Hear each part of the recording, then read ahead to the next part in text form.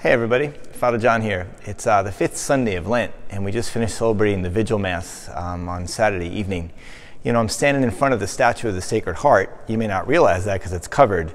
You know, there's that tradition in the church on the fifth Sunday of Lent. We cover all the statues, and even though we're not celebrating liturgies publicly in the church, we wanted to keep those traditions, and so those who are watching can see online, and even those who might come to pray quietly can kind of continue that movement deeper into the days of Lent. And next weekend, you know, we gather to celebrate the Passion of the Lord next Sunday with Palm Sunday.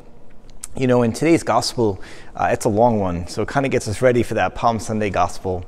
But it's the story of the raising of Lazarus. And I remember years ago going to the funeral of a classmate of mine from elementary school. And the preacher at the time, his name is Father Bob Scheckenbeck. He's now the associate pastor at Christ the King in Comac. He gave a homily about this Sunday's gospel because it was used at the funeral. And he talked at the end, because at the end of the gospel today, when you read it carefully. It says, many were amazed after they saw the raising of Lazarus.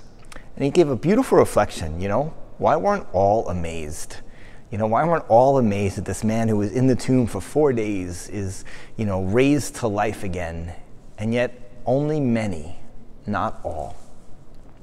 I remember driving home that day and thinking to myself, you know, how could you not believe in this? It was amazing. How could people not recognize this?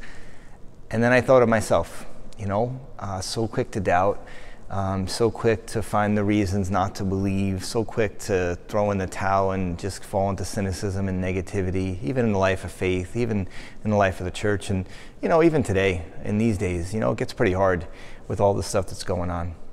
And so it's a good challenge for me to look at how I need to work to be even a greater part of the many, to be a greater part of those who change their lives because Jesus touches them.